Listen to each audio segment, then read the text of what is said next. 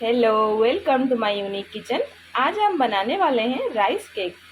ये ऑथेंटिक उड़ीसा का डिश है जिसको उड़ीसा में पोड़ो पिठा बोलते हैं। तो आज हम यूँ ही बनाने वाले हैं। इसके लिए हमको कौन सी चीज़ की ज़रूरत पड़ेगी, चलिए देखते हैं।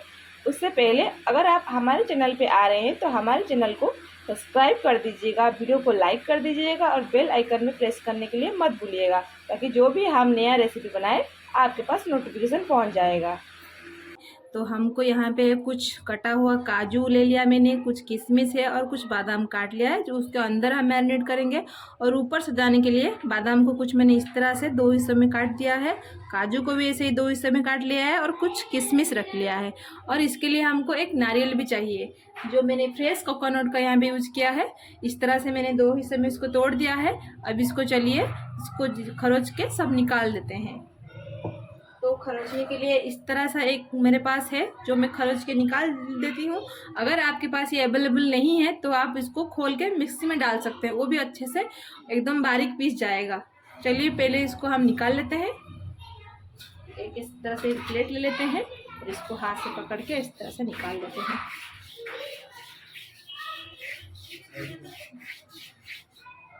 देखिए कितना अच्छे से हमारा ये निकल गया है। तो चलिए पूरे कोकोनट को इस तरह से निकाल लेते हैं।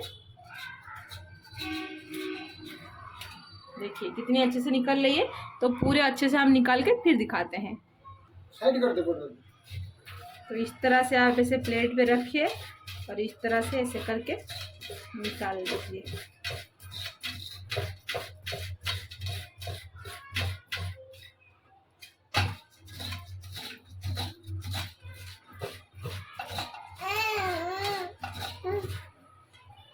देखिए कितनी अच्छी तरह से निकल रही है। चलिए पूरे को इस तरह से निकाल लेते हैं। देखिए मैंने इस तरह से पूरे अच्छी तरह से नारियल को निकाल लिया है। आप नारियल का बुरादा भी इस्तेमाल कर सकते हैं, लेकिन ज़्यादा बेहतर होगा अगर आप फ्रेश कोकोनट का इस्तेमाल कर रहे हैं तो उसका स्वाद जो है बहुत अच्छी तरह से मिलेगा। और मैंने कुछ इस तरह से थोड़ा सा नारियल बचा दिया है ऊपर गार्निशिंग करने के लिए। तो हम उसको ऐसे ही पतला पतला काट देंगे, इस तरह से पतला पतला काट देंगे ताकि गार्निशिंग ऊपर हम जो गार्निशिंग करेंगे वो अच्छा दिखेगा। इस तरह से काट लीजिए सब ऐसे ही अच्छे से।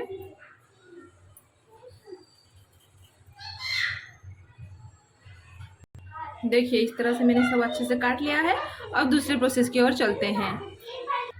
दूसरे प्रोसेस में हमने गैस पे एक पैन ले लिया है। चलिए नारियल को उसके अंदर डाल देते हैं। थोड़ी देर से चलाने के बाद इसके साथ हम गुड़ भी डाल देंगे।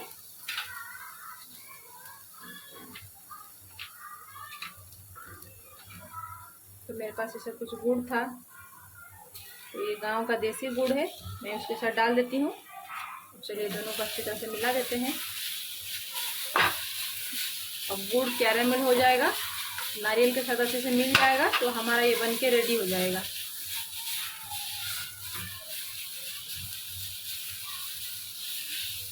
तो गुड़ को कैरेमल होने के लिए हम हल्का सा पानी डाल देंगे।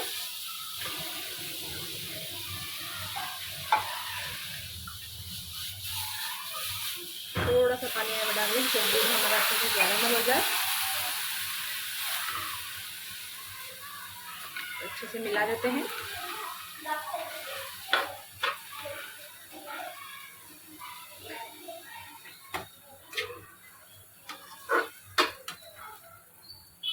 छोड़ दीजिए थोड़ी देर कि गुड़ हमारा अच्छे से कैरामिल हो जाए।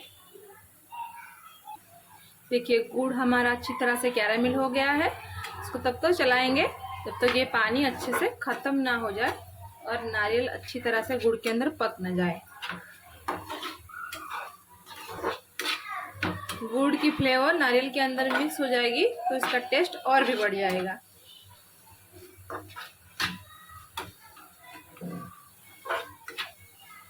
इस तरह से धीरे धीरे आप चलाइएगा, अच्छे से कैरेमल हो जाएगा गुड़ नारियल के अंदर।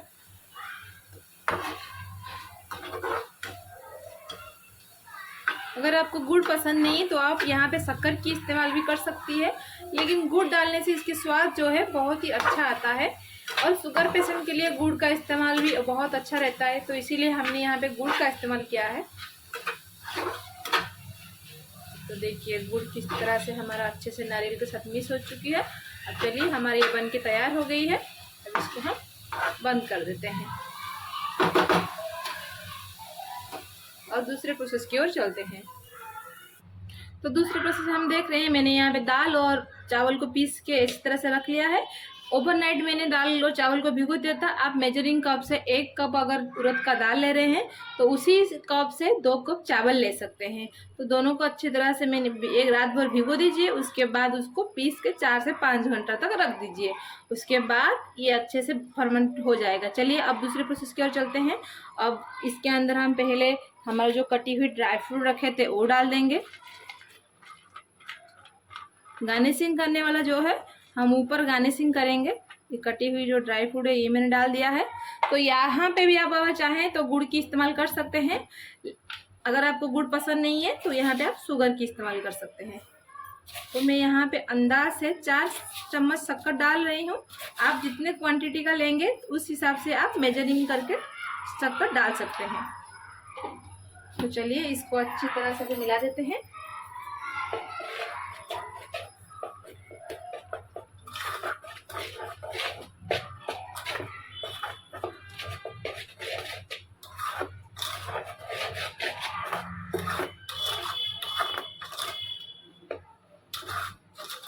तो ये तो हमारा अच्छी तरह से मिक्स हो गया है। अब इसके अंदर हम एक चीज नमक डालेंगे।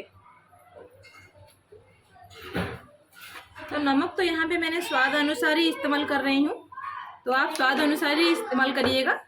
तो चलिए इस तरह अच्छी तरह से इसको मिला के कुछ देर छोड़ देते हैं ताकि हमारा जो शक्कर है वो अच्छी तरह से इसके अंदर घुल जाए।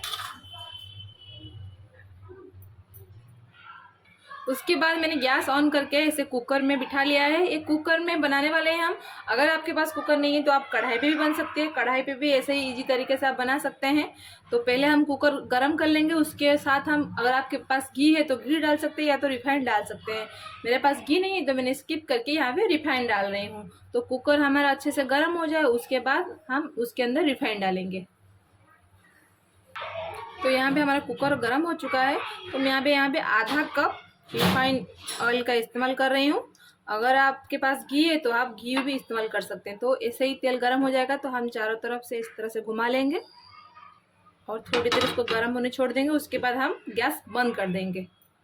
तो ये हमारा थोड़ा गर्म हो गया है। अब हम गैस को ऑफ करते हैं। अब दूसरी प्रोसेस की ओर चलते हैं। अब उसके अंदर हम ये जो मिक्स करके रखे थे इसको डालेंगे।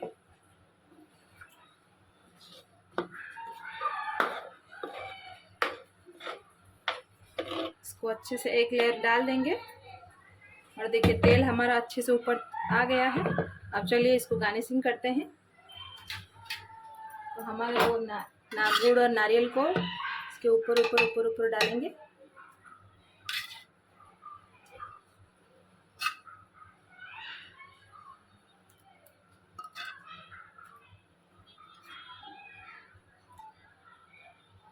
और उसके बाद हम यहाँ पे जो काजू और किशमिश डाल रखे थे उसको भी डाल देंगे।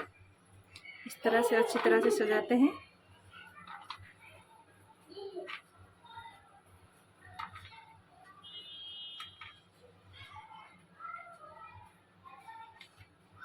इस तरह से मैंने इसको लगा दिया है।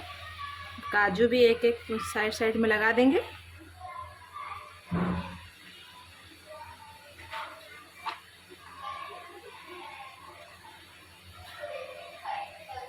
और थोड़ा किशमिश भी डाल देंगे साइड साइड में। अब दूसरी लेयर भी डाल देते हैं। देखिए इस तरह से सजाने के बाद अब दूसरी लेयर भी डाल देंगे उसके ऊपर। तो चलिए उस तरह अच्छी तरह से सजा देते हैं। इतना हमारा बच गया है इसके ऊपर ऊपर अच्छी तरह से डाल देते हैं।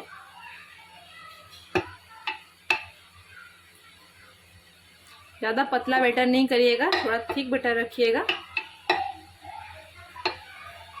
उसके बाद और जो बचा हुआ है उसको भी अंदर ऊपर डाल देते हैं।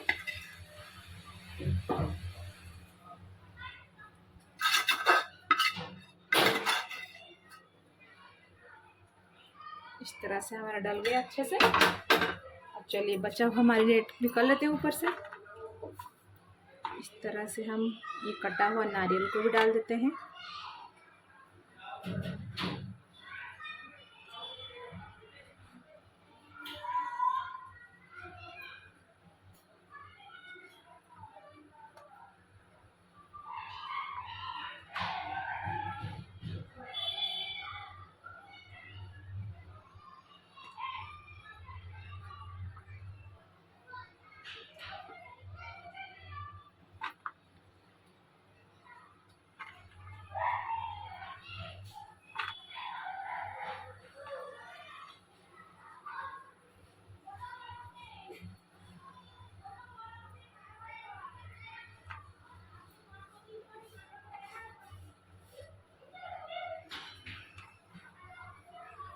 काजू भी साइड साइड से अच्छे से लगा देते हैं।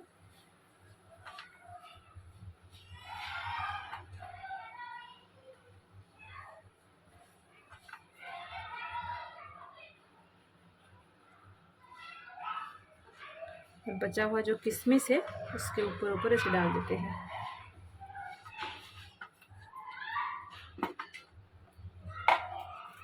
तो हमारा यहाँ पे मैरिनेशन हो गया है। चलिए अब इसको गैस के ऊपर बिठाते हैं। चलिए अब गैस ऑन करते हैं, तो इसको बिठाते हैं कुकर को। तो यहाँ पे हम कुकर की सीटी जो है निकाल लेंगे और इसका ढक्कन इस तरह से लगाएंगे।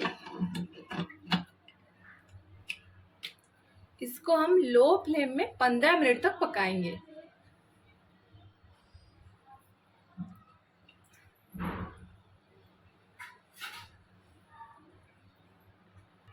पंद्रह मिनट अब हो चुका है। चलिए अब हम गैस को यहाँ पे बंद कर देते हैं और यहाँ पे ढक्कन खोल के देखते हैं कि हमारा ये पीठा कैसे बना है। देखिए, अब इस तरह से आप एक चाकू ले लीजिए, इसको ऐसे अंदर थोड़ा डाल के ऐसे देखिए, चेक करिए। देखिए अंदर से किस तरह से अच्छे से पक गई है। अगर आपको थोड़ा सा भी लगे कि नहीं पका है तो और 5 मिनट बिठा सकते हैं। 5 मिनट में ये बन के एकदम अच्छी तरह से तैयार हो जाएगा। तो इसको हम ऐसे ही अभी ढक देते हैं, बंद नहीं करेंगे, ढक देंगे। जब ये पूरी तरह से ठंडा हो जाएगा तब इसको निकालिए। गरम गरम में मत निकालिएगा, नहीं तो ये टूट जाता है, अच्छे से नहीं निकलता है। तो इसको ठंडा होने के लिए छोड़ देते हैं। ठंडा होने के बाद दिखाते हैं कि हमारा ये पीठा किस तरह से बन के तैयार हुआ है। ठंडा होने के बाद मैंने प्रेशर कुकर से ये निकाल लिया है।